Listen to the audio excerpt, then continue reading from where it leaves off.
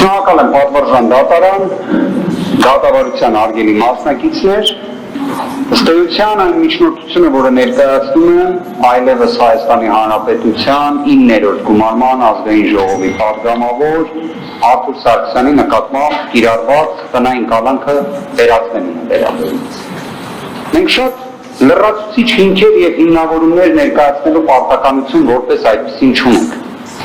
Ավելին, գտնում եմ, որ հանրային իշխանության մարմնի, այսպես ասած, ներկայացուցիչները, իրենից թե դատախազության, թե նաև դատարանի, հենց իրենք պետք է նախաձեռնեն նշված հարցի քննարկումը։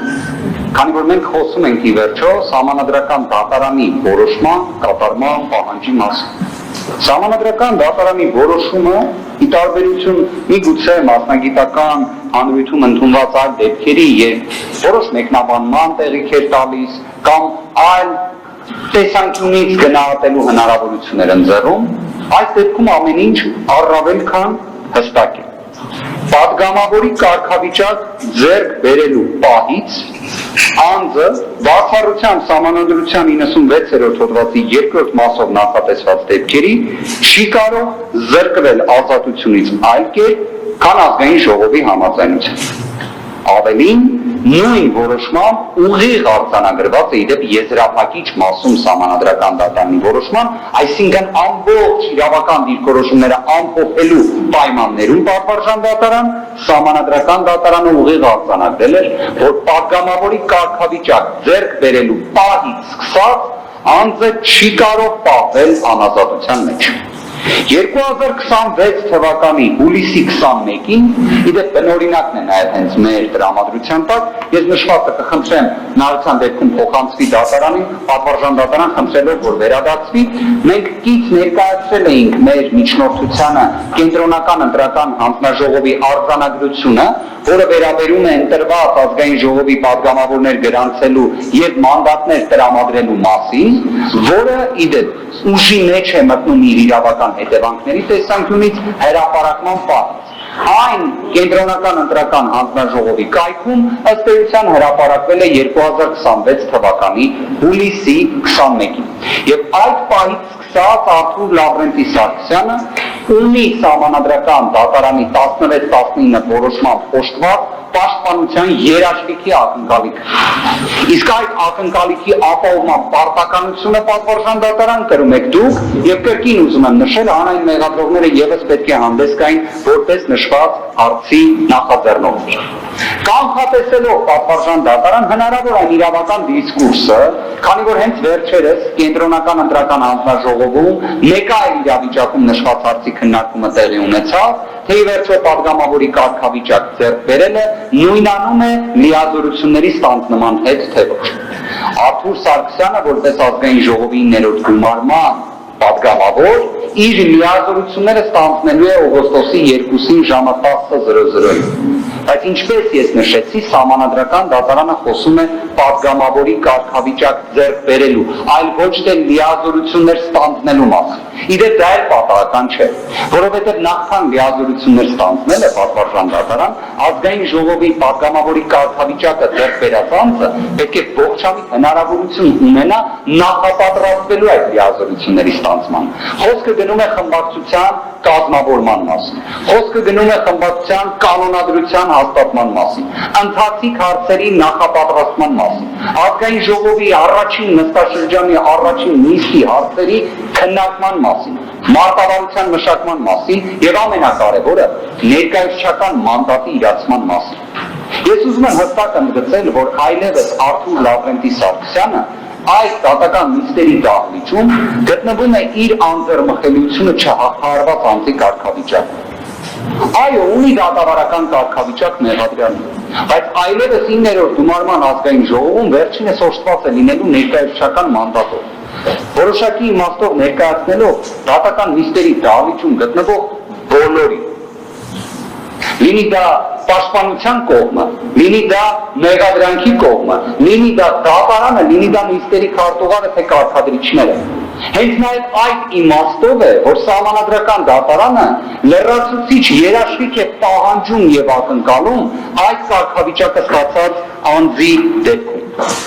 Բայց անդրադառնալով այս հարցի բանավեճը սպառելու անհրաժեշտությանը 2024 թվականի մայիսի 14-ին Վճռաբեկ դատարանը իր նախադեպային որոշմամբ, որի համար քիչ առաջ ես վկայակոչեցի եւ գործընկերները կարող են պարզապես դատալեքս տեղեկատվական համակարգով նշվածը հավաստել։ Խոսքը գնում է 15-րդ կետում իրավական դիրքորոշման մասին։ Վճռաբեկ դատարանը գտնում է, որ Իրես համանման իրավիճակում Արթուր Սարգսյանն էլ էր գտնվել 2021 թվականին, ինչպես Մխիթար Զաքարյանը, 2021 թվականի հուլիսի 22-ին պատգամավորի կարգավիճակ ձեռք բերելու փաստի ուժով ենթակա է եղել ազատ արձակման։ 2021 թվականի այս վկայականից ովքեր որ ունեցել են այնտեղ գրված եղել տրվել է 2021 թվականի հուլիսի 22-ին։ Այս անգամ այն տրված է հուլիսի 21-ին։ Օգոստոսի 2-ը ինչպես 2021 թվականին լիազորությունների ստանձնման օրն է հանդիսացել, այդպես էլ 2026 թվականին լիազորությունների ստանձնման օրն է հանդիսանում։ Բայց նաև բացառելով հնարավոր որևէ այլևս բանավեճ, կարող եմ նաև բացահայտել, որ Կենտրոնական ընտրական հանձնաժողովի կայքում հրապարակված է նաև որոշում, որով անձի անձնական ազատության սահմանափակման վերաբերյալ միջնորդությունը դատախազության կողմից ներկայացված վերադարձվել էր այն հիմքով, որ անձը ստացել է պատգամավորի կարգավիճակ եւ Սահմանադրական դատարանի 16-19 որոշման ուժով իրավասու մարմինը չի հանդիսանում Կենտրոնական ընտրական հանձնաժողովը, այլ հանդիսանում է ազգային ժողովը, այնպես ինչպես այլևս Արթուր Սարգսյանի դեպքում է։ Պատվարժան դատարան հատուկ առանձին անդրադարձում են կարիք չկա անելու տնային կալանքի եւ կալանքի իրավական տեսանկյունից համարժեքությանը, կարծում եմ այստեղ մենք բանավեճ չունենք, ի վերջո կա նաեւ Սահմանադրական դատարանի որոշումը նշվածի վերաբերյալ 1798-ը, ըստ էության նաեւ կա Մարդու իրավունքի եվրոպական դատարանի նախադեպային որոշումները, հետեւաբար գտնում եմ նշված հարցը եւս որպես այդպիսին սպառված։ Խնդրում եմ պատվարժան դատարան ներկայացված հիմքերից, հիմնավորումներից ելնելով, Սահմանադրական դատարանի 2021 թվականի դեկտեմբերի 7-ի 16-19 որոշման հստակ իրավական դիրքորոշումներից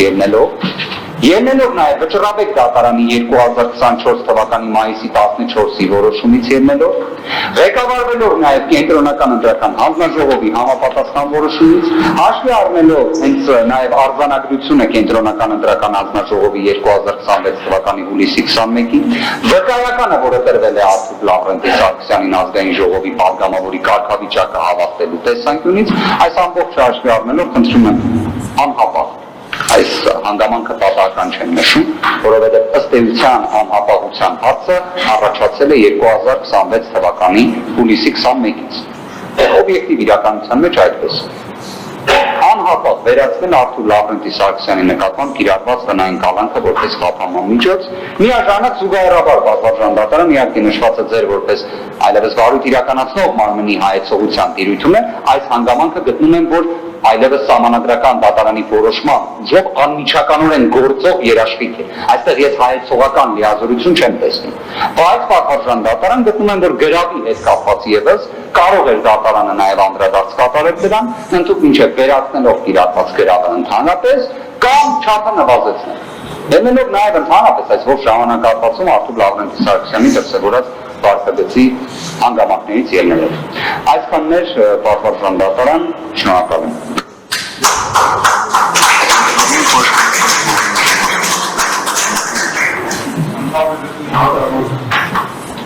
Ընդհանրապես մի հանգամանք արձանագրենք, որ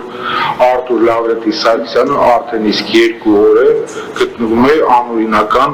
սահմանափակումների մեջ։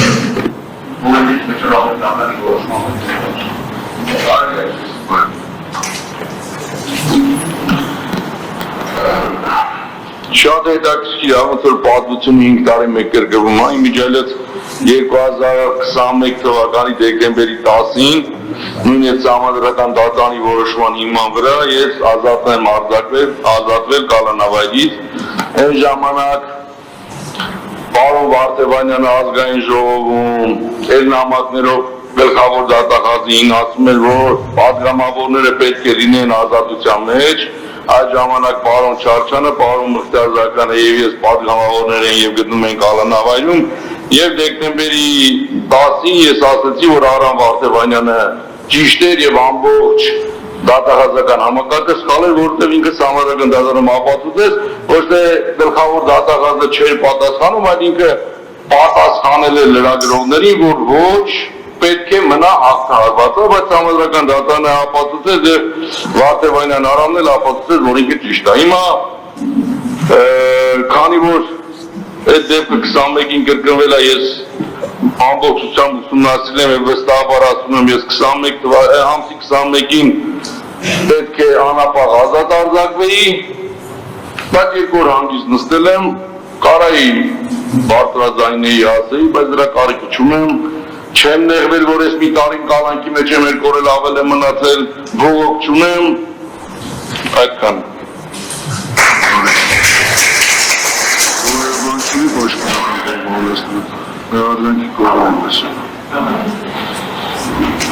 Պատվարժան դատարան, պարոն Վարդևանյանի կողմից ներկայացված միջնորդության առանցքային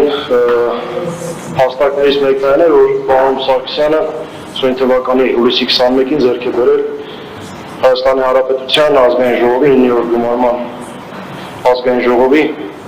պատգամավորի կարգավիճակ կամ առհասարակ ձեռք է բերել պատգամավորի կարգավիճակ։ Պետք է փոքրինչ չհամաձայնեմ պարոն Վարդևանյանի հետ այնքանով, որ պարոն Սարգսյանը պատգամավորի կարգավիճակ ձեռք է բերել եւ առայժմ շարունակում է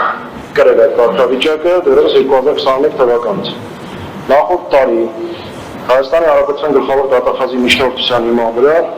Հայաստանի Հանրապետության ազգային ժողովը պարոն Սարգսյանին զրկել է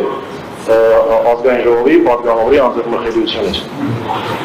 Հայաստանի Հանրապետության Սահմանադրության 90-րդ հոդվածի առաջի մասի համաձայն ազգային ժողովն ընտրվում է 5 տարի ժամկետով։ Երկրորդ մասը սահմանում է հերթական ընտրության դեպքում նորընտիր ազգային ժողովի լիազորությունների ժամկետն սկսվում է նախորդ գումարման ազգային ժողովի լիազորությունների ժամկետի ավարտման օրը հրավիրված նորընտիր ազգային ժողովի առաջին նստաշրջանի բացման պահին։ Բնավ չեմ ցանկանա բանավեճի մեջ մտնել կարգավիճակի եւ կարգավիճակ ձեռքբերելու լիազորությունները ստանձնելու հասկացությունների եւ ինստիտուտների հարումը պարոն Վարդևանյանը, քանի որ դրանք այս պահի այս միջնորդության քննարկման տեսանկյունից չեն կարևորում, գտնում եմ, որ վերաբերելի չեն։ Այստեղ վերաբերելի այն հանգամանքը, որ 90-րդ հոդվածի երկրորդ մասի կարգավորումից հետևում է, որ ազգային ժողովը գործում է անօգնության սկզբունքով, այսինքն նորընտիր ազգային ժողովը սկսում է իր գործունեությունը նախորդի լիազորությունների ավարտման օրը։ Եվ պարոն Սարգսյանը ըստ էության չի դադարելու ունենալ ազգային ժողովի պատգամավորի կարգավիճակ եւ իսկ ամսի 2-ից նաեւ ստանձնել շարունակել է իրականացնել ազգային ժողովի պատգամավորի լիազորություններ։ Ոստի գտնում եմ, որ Հայաստանի Հանրապետության Սահմանադրության եւ ազգային ժողովի կանոնակարգ սահմանադրական օրենքի կարգավորումներին համապատասխան պարոն Սարգսյանի նկատմամբ հանրային քրեական հետապնդում իրականացնելու եւ նրա նկատմամբ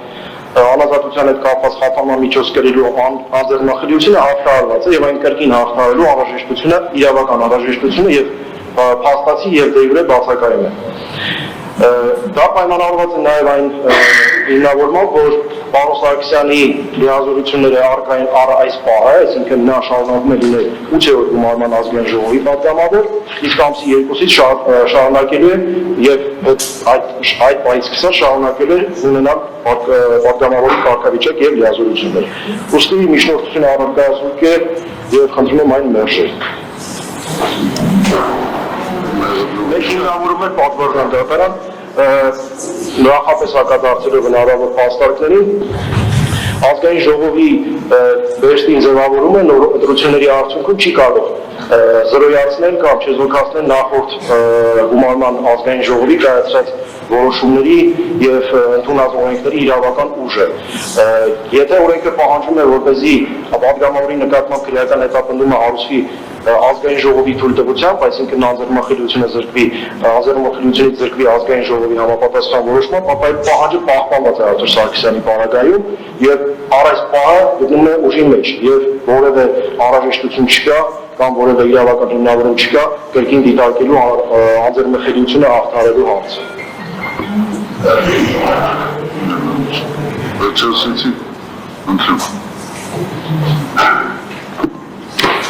Շնորհակալ եմ, Բաղարժան դատարան, նախ ցավով եմ արձանագրում դատախազության, դիրքորոշման, երևի թե իրավական ժխտողականության հետևողականությունը։ Անկեղծ եմ ասում, ես այն որ հաստորեն կարելի ասել Արթուր Լավրենտի Սարգսյանը ունի մի կարգավիճակ, որի մասին մենք տեղյակ չենք, այսինքն ընդհանրապես մի նոր կարգավիճակ, դա անընդհատյա падգամավորի կարգավիճակն է, այդպես ասում։ Երկրորդը ստացվում է ընդհանրապես ազգային ժողովի գումարումների փոփոխությունը, դա իրավական որևէ մի նշանակություն չունի։ Իրականում հիմա ես մի քիչ տատանեցի, ինչ կապ ունի, որ 8-րդ գումարման ազգային ժողովի 9-րդ գումարման, ավելի հիմա ես իհարկե ինքս այդ մասով ներկայացություն չեմ իրականացրել, բայց ես հասկանամ կենտրոնական ընտրական հանձնաժողովը ինչի է падգամավորի տեխնացու գրանցում Արթուր Սարգսյանին, չէ՞ որ ինքը падգամավոր էր, կամ Արթուր Սարգսյանը ինչի էր որպես տեխնացու փորձում քարոտ, չէ՞ որ ինքը падգամավոր է։ Այսինքն մեր գործընկերների տրամաբանությունը դրան է, եթե դու падգամավոր ես, էլ դու падգամավորի տեխնացու չես կարող լինես։ Բայց այստեղ գալիս է մի խնդիր է բախվում բոլորիս, որ ազգային ժողովը իսկապես 5 տարով է գործում։ Եվ այդ 5 տարում սպառվելուն մոտենալով, այո, իրավահարաբերությունը ծագում է նորովին։ Արթուր Սարգսյան падգամավորի տեխնացուն 2026 թվականին եւ 2021 թվականին տարբեր իրավահարաբերություններ են։ Ես հասկանում եմ, կարող է օրինակ խորին հարգանքով, բայց դատախազության դեպքում հնարավոր է մի վարչությունից մեկ այլ վարչություն տեղափոխվելը, օրինակ որևէ մի կարգավիճակի փոփոխություն չի ենթադրում։ Բայց ազգային ժողովի падգամավորի մեկ գումարումից մեկ այլ գումարման падգամավոր լինելը ամբողջությամբ նոր կառուցվածք է ենթադրում, ամբողջությամբ։ Ելնելով այդ հանգամանքից Պատվարժան դատարան, նաև որ կրկին հիշատակվեց լիազորությունների ստանձնման ժամանակահատվածը, բոլոր դեպքերում ուզում եմ հասկանալ, մենք վճռաբեկ դատարանի նախադեպային որոշման անտեսմամբ մոտենում ենք հարցին, թե ինչպես։